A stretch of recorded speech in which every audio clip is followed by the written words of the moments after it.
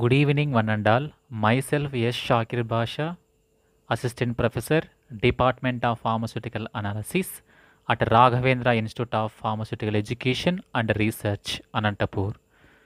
Today's in my lecture, I am going to explain in detail about precipitation titrations.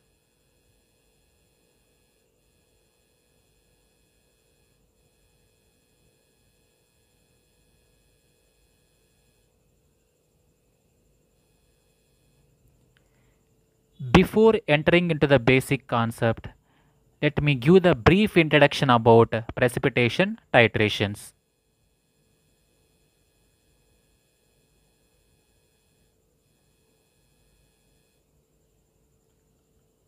Those titrations in which the formation of precipitate has been observed, such type of titrations are called as precipitation titrations. Those titrations in which the formation of precipitate has been observed, such type of titrations are called as precipitation titration. So normally in titrimetric analysis, we are going to take titrate in conical flask, then titrant in burette, then suitable indicator we are going to add. When you are titrating your titrate with a titrant by adding slowly dropwise drop, finally the reaction is going to take place between your titrate, titrant and indicator. We will observe the formation of precipitate. If we are observing the formation of precipitate, such type of titrations we can call as precipitation titrations. So we are taking titrate in conical flask, titrant in burette, then we are going to add indicator. When we proceed titration, if there is a formation of precipitate observed, such type of titrations are called as precipitation titrations. These precipitation titrations normally we are going to use for the estimation of metal halides. For the estimation of metal halides, we are going to use these precipitation titrations. Best example, sodium chloride, potassium chloride, barium chloride, potassium bromide, like that number of metal halides we have, all these type of metal halides and all we can estimate by using precipitation titrations. The utilization or the usage of these titrations are very limited compared with other titration. The usage or the utilization of these precipitation titrations are very limited when compared with other titration. What is the reason for this means? Lack of suitable indicator is the first reason. If you want to proceed precipitation titration, we can't able to get a particular or a proper indicator. So that is the first reason. So lack of indicator is the first reason. Then second one is slow rate of reaction. Slow rate of reaction. So this slow rate of reaction, especially we are going to observe in case of dilute solutions. So because of these two regions, the utilization of precipitation titration is very less. That's why we are saying that limited use when compared with other titrimetric analysis. Mostly in precipitation titration, silver nitrate AgNO3. Silver nitrate we are using as a titrant. Mostly silver nitrate we are going to use as a titrant. I mean we are going to take in burette in precipitation titration. That's why the other name for precipitation titration is argentimetric titration.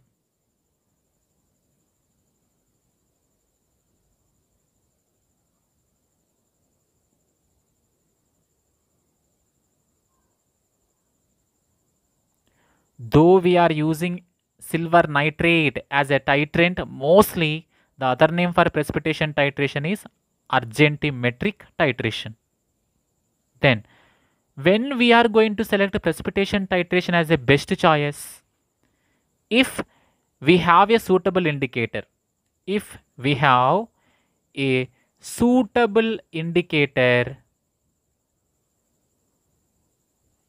then if there is no a problem of co-precipitation, if you don't have any problem of co-precipitation in our solution, at these two situations precipitation titration will be best choice. We can use it and we can perform. If you have a suitable indicator, if there is not a problem of co-precipitation. What is the mean by co-precipitation? You see, I have one sample solution. I added a titrant. For example, here silver nitrate I taken as a titrant. Now, in this sample, for example, you assume my sample is sodium chloride. Now, this silver will go, it will form a complex with the chloride ion. I will get a silver chloride complex. If my sample is having other impurities, that other impurity also will try to form a precipitate. Already silver chloride precipitate is there, but if my sample is having other impurities, that impurity also will try to form a precipitate. That is called as co-precipitation. If we don't have a co-precipitation problem, if we have a suitable indicator at that conditions, precipitation titration is the best choice. So once again I am explaining, those titrations in which the formation of precipitate has been observed, such a type of titrations are called as precipitation titrations. I mean, when we are performing the titration in our conical flask, clearly you have to observe the formation of precipitation. Such type of titrations will be considered as precipitation titrations. Normally these precipitation titrations we are going to use for the estimation of metal halides like sodium chloride, potassium chloride, barium chloride, potassium bromide. Compare with other titrimetric analyses, precipitation titrations we have very limited use. Limited use in the sense, mostly we won't prefer. Rarely we are going to prefer. The reason for this is, one is lack of indicator. Second one, the reaction rate is very slow, especially in dilute solution. Because of these two regions, we are going to use precipitation titration very limitedly.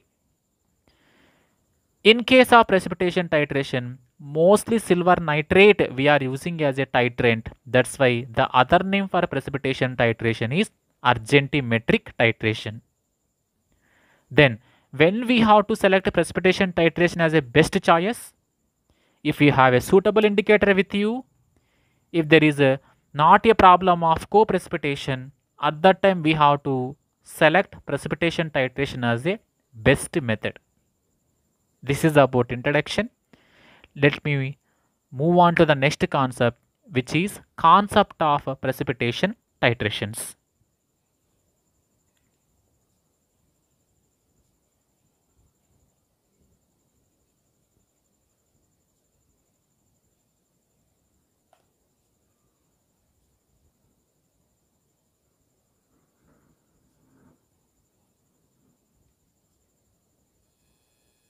Concept of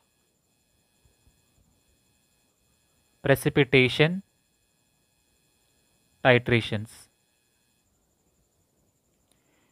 Precipitation titrations are mainly based on the principle of solubility product. So precipitation titrations are mainly based upon a principle which is called as solubility product. For example, I am taking one solid which is AB. So you consider this is a solid. I dissolve in a suitable solvent. That solid was dissociated into A plus and B minus, where in a solution. I took one solid which is AB. I dissolve in a suitable solution. I got A plus and B minus 2 ions. Now I am applying law of mass action. Now I am applying law of mass action.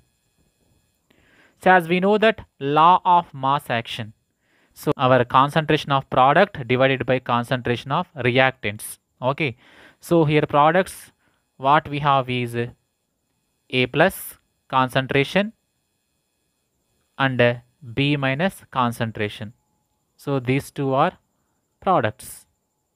Reactants are AB divided by concentration of reactants. So K is constant. So this is law of mass action. It is the ratio between the concentration of product divided by concentration of reactant, that is called as law of mass action. Now suppose you think that if your solid is insoluble, if your solid is undissolved or insoluble, at that time what will happen? It will remains as such in our solution. It is going to remain as such in a solution. So at that time, if our solid is undissolved, it is going to remain as such. I mean, it will remain as constant. Now, K equals to concentration of products divided by.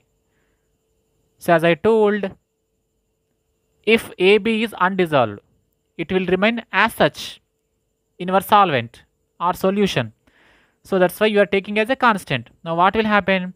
This is your AB solid, which is reactant. If it is undissolved, I mean if it is insoluble, it will remain constant, no? So it will become constant.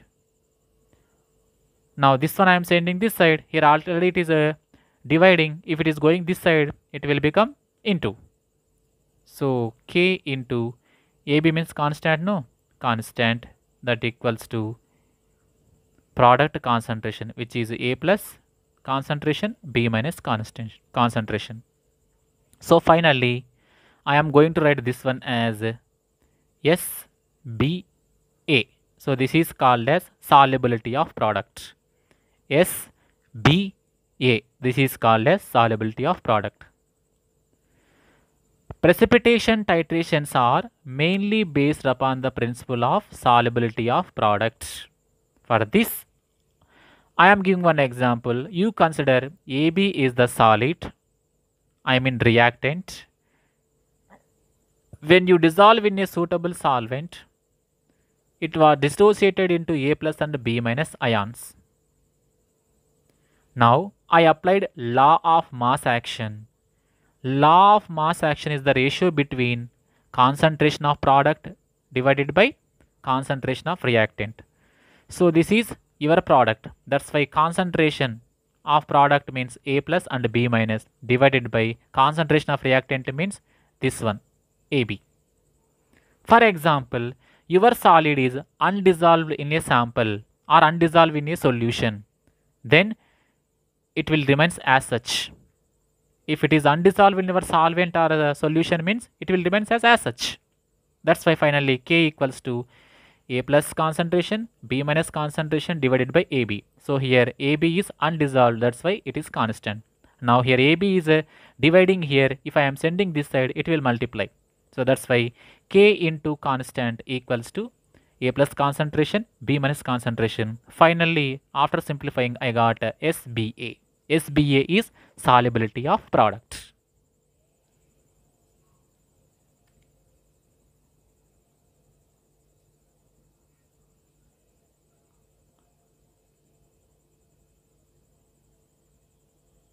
So finally I got SBA, which is called as solubility of product. Now at equivalence point, at equivalence point, especially in precipitation titrations, the concentration of ions is given as a square root of its solubility of product. So that's why square root of solubility of product when at equivalence point. At equivalence point, especially in precipitation titration, the concentration of ions we are going to give by giving square root of its solubility of product. So that's why already I know SBA is the solubility of product, square root I given. So finally, the sharpness of your titration curve, the sharpness of titration curve in precipitation titration is depends on 2 points. One is it is going to depend on solubility of your product, then it is going to depend on concentration. So the sharpness of a titration curve in precipitation titration finally depends on 2 parameters. One is the solubility of product, which is SBA, second one concentration. So this is about a concept of precipitation titration. Then how to determine the end point in precipitation titration we will see in next class. Thank you.